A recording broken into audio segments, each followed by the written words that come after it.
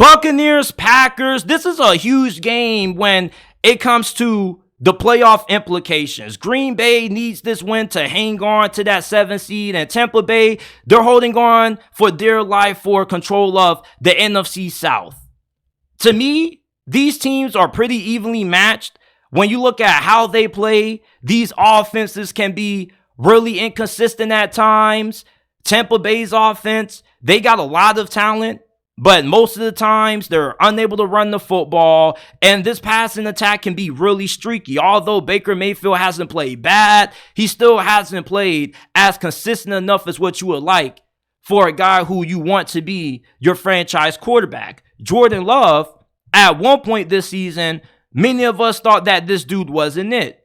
And then over the last couple of weeks prior to that game against the New York Giants, when he had a costly fumble and an interception, this dude has been playing some outstanding football. You don't know what you're going to get out of Baker Mayfield and Jordan Love on a week-to-week basis. So not only are these quarterbacks inconsistent, but these teams are inconsistent. Look at the defenses.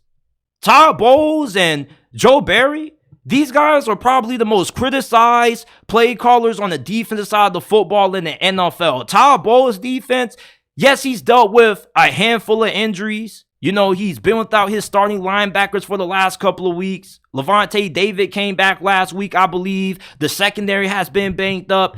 And you had similar issues with the Green Bay Packers. You know, their defense has been really beat up.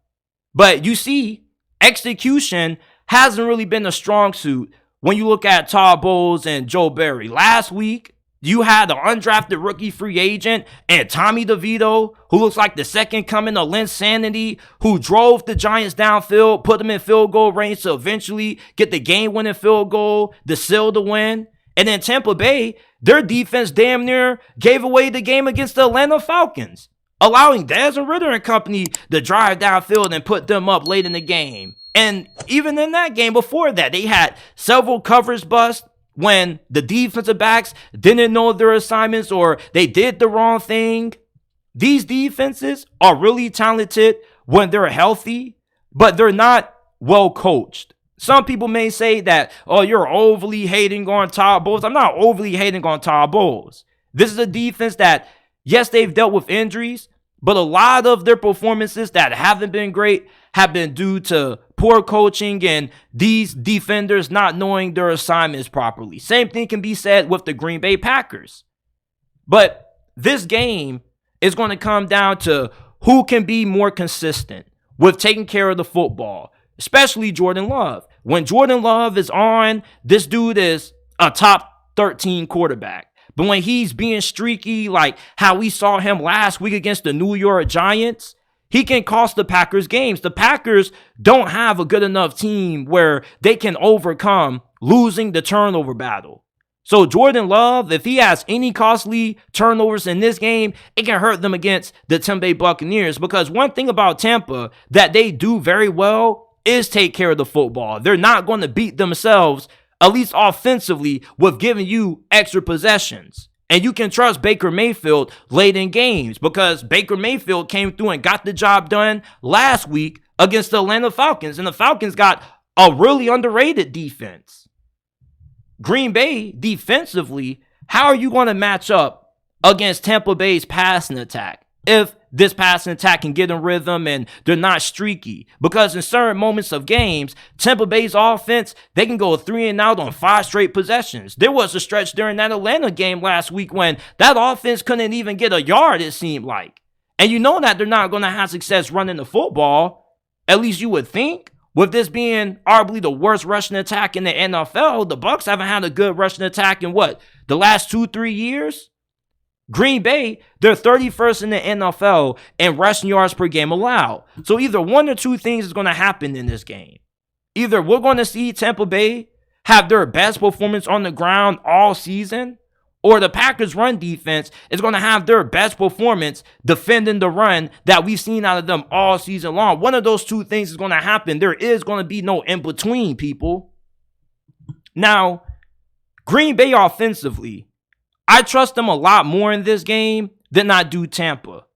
And it may be because of Dave Canales, who isn't a bad OC. He's pretty solid. But It's just weird when you watch Tampa play this year. You got Mike Evans, you got Chris Godwin, your offensive line has been pretty serviceable in pass protection. So you wonder, why the hell is it that your offense kind of just has games when they just can't get anything going, or when they just have stretches during games when they just go cold? You see with Green Bay, the last couple of months, offensively, they've looked a lot more efficient because Jordan Love has played really good. And this is even without their best player on offense, Aaron Jones, being available. And their offensive line, I'll take their O-line over Tampa Bay because they're a better O-line when it comes to not just pass protection, but opening up lanes in the run game. Green Bay, from a talent standpoint, although both of these teams are fighting through injuries, they got the advantage in two departments that are going to be key. Coaching, I will take their head coach over Todd Bowles right now. And I like this offense more than Tampa Bay. Tampa Bay, their offense has more proven veterans, but Green Bay has probably one of the better young offenses in the NFL. And they've been a little bit more dependable in certain moments than what Tampa Bay's offense has had. So I'm going to take the Packers to get the win. This is a game that I feel can go either way, but the Packers are coming off a really disappointing loss to the Giants. They're playing at home. We know how hard it is to win at Lambeau Field around this time of the year. And they're a better team playing at Lambeau than they are playing away from Lambeau, as we saw last week. Tampa Bay, they're not a team that is super consistent offensively. And in certain games, you need this offense to be consistent because this defense damn near cost them against the Falcons, and this defense costed them against the Houston Texans. In some sense, the defense hasn't been more dependable than Tampa Bay's offense. And that's a problem because Todd Bowles is supposed to be a defensive-minded coach, but yet the offense and majority of the games that Tampa Bay has won has outshined the defense, it seems like. This isn't going to be a game where your defense can afford to get outshined by the offense. You're going to need your offense to step up and take care of the football, and you're going to need them to be able to make big plays. And I believe that Green Bay is going to be able to do a better job at that than what Tampa Bay is going to be able to. Now, Tampa Bay, I'm not expecting Baker Mayfield to get a turnover bug, but they haven't shown the ability to run the football effectively, and efficiency-wise, Tampa Bay's offense is really weird. I just trust Green Bay's offense more to keep the drive alive, to move the chains compared to Tampa Bay. And Matt LaFleur is a better coach than Todd Bowles. This team should be more prepared for this game than what the Bucs are going to be. I like the Packers to win. 27-20 is my final score prediction. Go Pack.